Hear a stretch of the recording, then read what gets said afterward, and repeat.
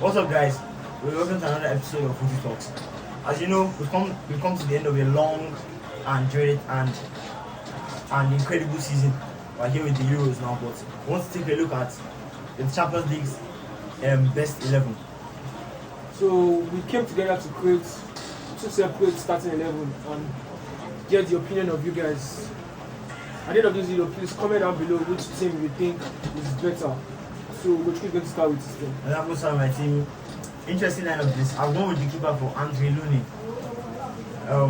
Respect to Kobel, but I feel Lunin he made more impact in the games that he played. I mean, Costa was injured the whole season, and Lunin had to step up in the Champions League games.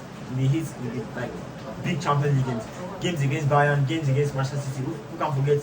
Who can forget his masterclass against Manchester City, where he saved 2 penalties and was instrumental in Real Madrid winning the game. So I've gone for Lunin in post. I've actually gone for a back three with Carvajal, Rudiger, and Martinez. A very balanced line of this. Carvajal being like the best right back in the world, really, pretty much, apart from Walker. So I've gone with him, Hummels, and Rudiger. Rudiger and Hummels, two mad centre backs, two German centre backs, so two ruthless centre backs I've gone with at the middle. So I've gone for a 4 in the midfield. My 4 is Bellingham, Ian Martin, Kroos, and Valverde. Of course, Real Madrid dominated midfield, but Real Madrid are, of course, the Champions League winner. So of course they have to have some players in there. So Bellingham, fantastic season, one of Real Madrid's top scorers, amazing first year as Real Madrid. Congrats. Ian Martin, for me, was the Champions League final best player of the match. For me, he was incredible against Real Madrid. Apart from that one misplaced pass that led to the Vinicius goal, I thought he was immaculate really in that match. Played very good passes, pressed Madrid's midfielders, pressed Madrid's attackers. Was very good for Dortmund in that final. So he's in my. It was just unlucky because of the wrong pass in it. Tony, and then have, of course, the legend Tony Kroos, the best passer in world football, in my opinion. Again, did wonders for Madrid this season. Helped them win the Champions League and La Liga again. And then one for Valverde, an energetic youngster. He's going to replace Tony Kroos. I'm going to take Tony Kroos number 8. So I'm hoping he can live up to Tony Kroos number 8. But for now, he's in my Champions League starting 11. Then for the front three, I've gone for the most obvious front three in world football. Most obvious front three in Champions League. Vinicius, Mbappe, or Hugo. I don't have that much to say about three of them. Three of the best attackers in the world. Yeah, that's all I have to say about it. Yeah, interesting for my team. Let's start with the goalkeeper. I put Kobel, Dortmund's goalkeeper. I feel like the reason why I put him there because he actually played the final. Him and Lunin, they actually had a very, very good season. But for me, Kobel did especially well for Dortmund. I mean, he took them to the final. Him and almost because against PSG they faced a lot of shots. Remember they were in the bar against PSG. But like they took he had a very, very good season, not only the Champions League. And interesting for my right back, I didn't go with Carvajal, even though I'm a Madrid fan. I went to Hakimi. I feel like Carvajal can easily be exposed because of his speed and like he commits a lot of fouls in the game. Just like he gets lucky not to receive yellow cards. Because at the game against Man City, Doku came on and he terrorized Carvajal to create a chance for Kevin to score. So the player like Hakimi was there. It's going to be more difficult for Doku to get past him because of his speed and his height and everything. And my defensive partnership, I've gone for same thing with him, a German partnership with Rudiger and Hummels. Hummels was excellent in the Champions League, stopping PSG from scoring against Dortmund, handled Mbappe very, very well.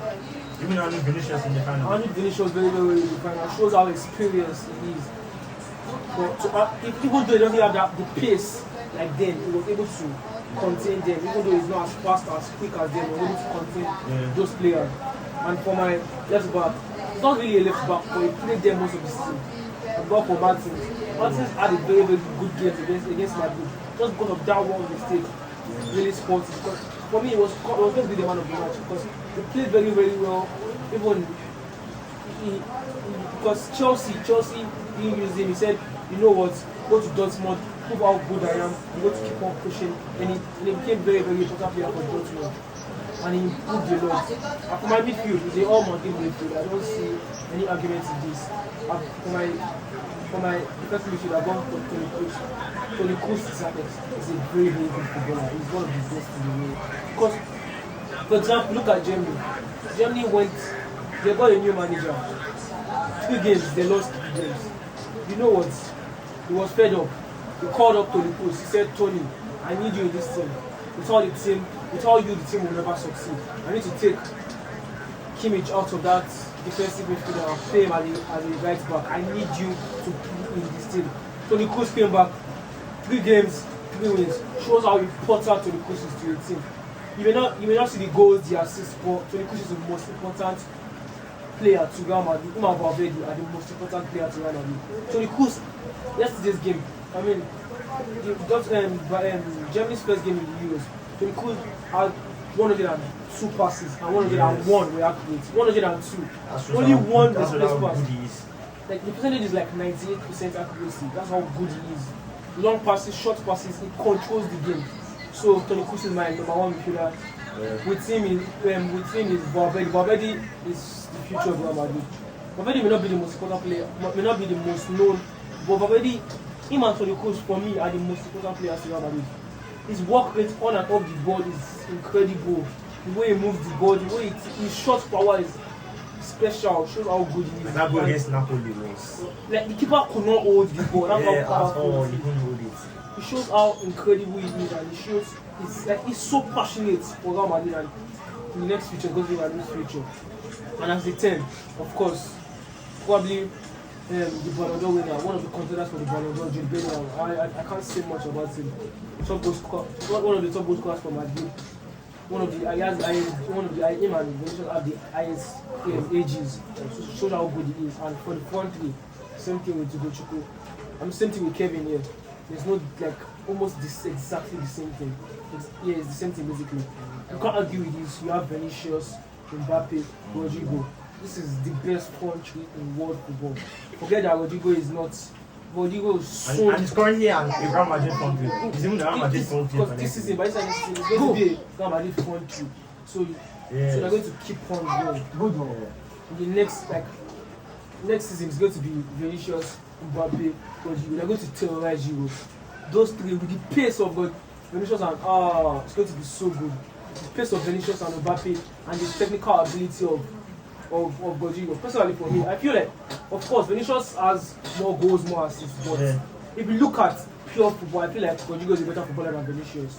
Me too, I think. It's an unpopular opinion, but like the way they move the ball, Vinicius of course gets the goals and assists. Yeah, he's more recognized than Rodrigo. But Rodrigo, look at the pure football. The dribbling, the close control, superior to Vinicius. The way he moves is very, very. Rodrigo is very versatile. So I feel like this is probably the best starting 11. Personally, for me, that's my best starting 11 for this season. We had some disagreements, so I'll let you guys put it in the comments which team is better. And you can even give your own in the comments. Give your own in the comments. Please comment. And please don't forget to subscribe and like. See you in the next episode. Thank you. Put it up.